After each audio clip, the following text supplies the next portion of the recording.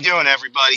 You're with me today, and today we got a few things to talk about. First off, it's my boy Travis, the chef, the 19 kilo, who talked with me about the Battle of Winterfell and why, as two veterans, we thought it was so terrible because of fantasy and hell, medieval tactics and weapons and all that, which were not used or obeyed. The lack, just you can watch the live stream. It's up on the channel. I'm gonna leave it there, but it was a great stream. And talking with him, he kind of wanna, and I was starting to make this offer out on Twitter that any veteran who wants to come online with us and talk about, fantasy or real battles or anything like that and pick them apart and look at them and, just give a veteran's point of view of how this would or would not work, you guys are more than willing to come on down, give us ideas, or if you're willing to come online with us, talk to us while we're live. I'll be more than happy to host any veteran who wants to sit there and talk with me and Travis, since we kind of got this ball rolling and talking about, battles and stuff like that, because it's just really fun to get into the nuts and bolts of things, especially veterans who've actually lived the life and done these kinds of things. It's just one of those cool things. So, open offer to anybody. If there's battles in science fiction, fantasy, or history that you would like me and Travis to tackle, we'd be more than willing to look at it.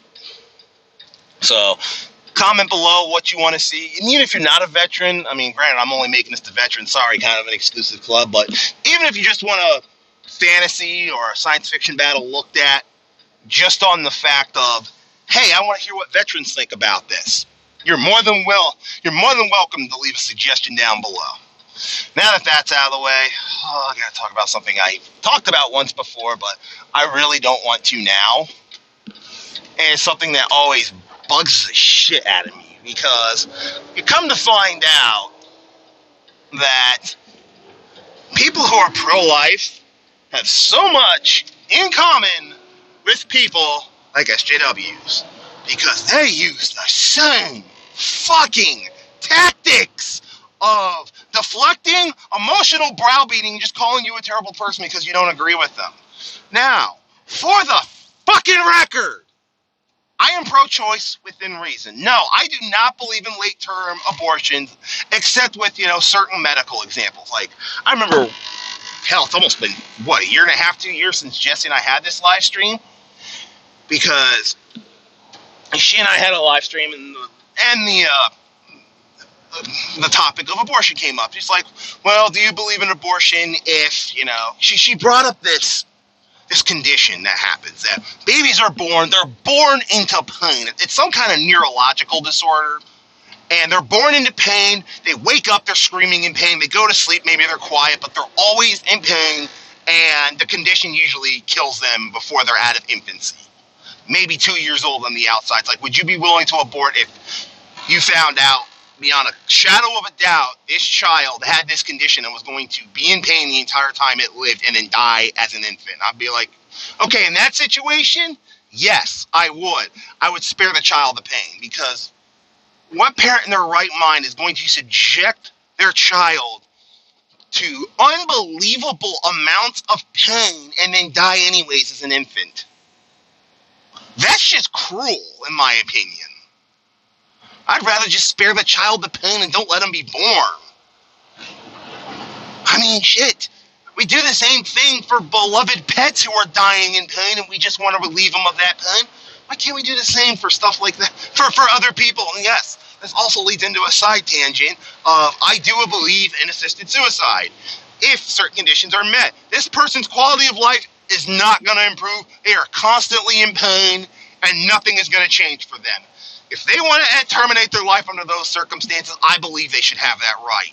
Because to make those people live in suffering agony is so unhumane, it's basically torture, in my opinion. You're subjecting that person to sheer torture that they can't escape from. So yes, and in that situation, I say, if they want to die, put them to sleep, give them something that they ain't going to wake up from, and let them die peacefully. If in those set of circumstances. Now, person's just, perfectly well in health and just, I just want to end it all because I think there's no way out. No, I'm not with that. Also, Like I said before, I don't believe in late-term abortions. If the child is healthy and viable and has made it to a point where you can pull that child out, stick them in a NICU, and they've got, well, at least 50-50 chance of making it and all that, at that point, abortion should be out the fucking window. You waited way too long. Late-term abortion, yes, I agree, it's pretty much murder. If that child can exist outside the womb of the mother, it should get that chance on its own. Whether it has to be in a NICU or not, that child can survive outside the mother. Abortion should no longer be an option. I am fully on board with that. But if they pull that out and it's still just a growing mass and could be a human at some point, sorry, no. Miss me on that. All the moralism of, it could be a human in the world, miss me on that sway. Miss me. Do not care. That is up to the mother at that point. And there's another cold-blooded fact of why I'm pro-choice. And I had an argument with this guy, and he just gave me every excuse in the world, deflected, saying, what about Social Security? What about this? Shouldn't you be fighting these injustices and leave, just support pro-life because it's better? And I'm like, so you're deflecting off the point of trying to distract me with this while saying I should be pro-life without even bothering to answer my concerns. And then try to say it's not deflection and then try to browbeat me some more. And then wonder why I tell you to go fuck yourself. I don't take emotional browbeating from insane intersectional left-wing feminists. I sure shit ain't gonna take it from pro-life people either. I don't care where your morality is. Fuck you. Convince me logically. And don't give me this morality of everybody deserves life. Whatever. Convince me it's in my best interests. I don't care about the emotional tug strings. Fucking don't care. Call me nihilist, call me evil, call me cold-hearted. I don't fucking care. You're gonna have to do better than a moral fucking argument to convince me. Because here's what's gonna happen if abortion gets overturned. You're gonna end up, because the national average for the United States when it comes to an adoption of a child is $43,000, unless you become a foster parent first, because that's how a lot of people end up adopting kids, because they become foster parents and then a lot of the costs are offset, then they adopt later. But that's a very long, drawn-out process, and you may not be able to hold on to the child you want to adopt in the first place.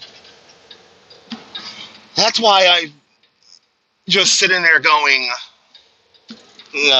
unless you're going to drastically drop the cost of adoption in this country, we're going to end up with a completely overbloated, money-sucking apparatus called Child Protective Services. I mean, shit. In this day and age right now, most Child Protective Services can't even keep up with the children they have to deal with now. And you want to exponentially increase that because everybody deserves life. Well, guess what? You're going to increase the bureaucracy. Guess what that requires? Overhead, which requires my taxpayer money. We're going to have a bunch of kids end up wards of the state till they're 18. We're going to add millions upon millions of kids that no one can afford to adopt. No one really wants. There's not enough foster care, so we're going to start building orphanages and state-run facilities by the bucket load just to take care of these kids and feed them and clothe them and teach them. You're expanding into a social program I don't fucking want. I'm sorry. I don't want to pay for it. I don't want to pay for someone else's fuck-up.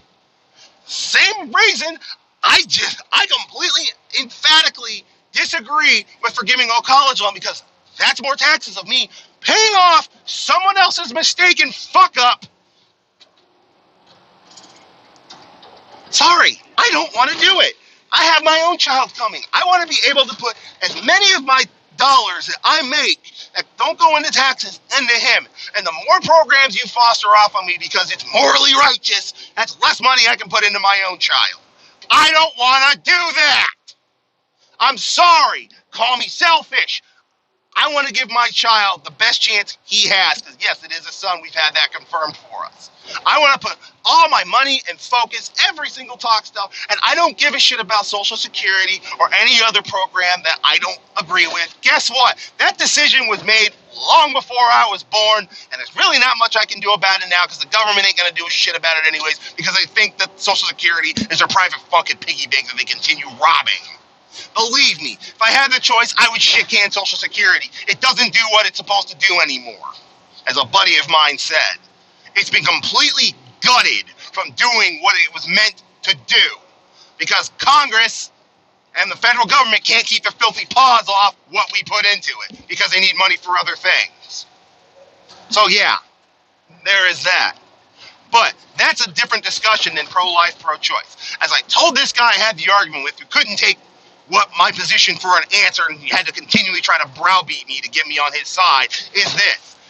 If you bring down the cost of adoption and you make sure they get to good families who are going to love and support them, and that family is going to be responsible for the money going into that child like I'm responsible for my own son, and it ain't going to jack up my taxes up, God knows how many percentage points, I will back you to the nines. I will get fully behind that program. But if you can't do that, don't come crying to me, sobbing, oh, all kids deserve life, and trying to, appeal to my, heartstrings and for the good of the children. Somebody think of the children! Fuck you. And to any of my fans who this turns people off from, I'm sorry. I've always been truthful for you guys. I'm being truthful now about what I believe. I do not want yet another social fucking program that really isn't going to help anybody. I'm sorry. That's why I completely oppose Elizabeth Warren's plan when it comes to her fucking net. And I also oppose Bernie Sanders, because those are plans that really ain't going to do anything. I mean, y'all saw how fucked up VA healthcare has been, for the prior decade before it finally started getting fixed. What the fuck do you think Medicaid for all is going to be? I ask you that. But to go back to my original point of pro-life, yes, I am pro-life within reason, for the simple fact that it costs me less at the end of the day. Call me heartless, call me a fucking asshole, call me whatever you want.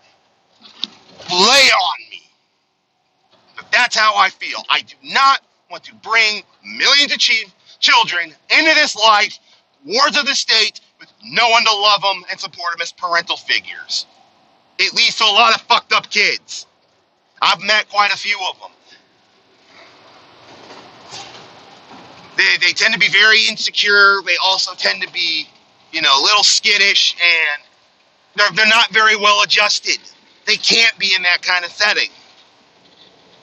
Warm, loving home, whether it's one parent, two parents, 10 parents, as long as a warm, loving home that's nurturing is going to do a lot better for a child than a state-run facility. I'm sorry, that's just the nature of the beast. That's just how nature works. Anyway, that's 12 to 15 minutes of me running, flapping my gums. I'm the wolf. Those are my views. Like them or don't. Upvote, downvote. Give me comments. Lay on. I can take it. I can take the heat. I'll catch you all later.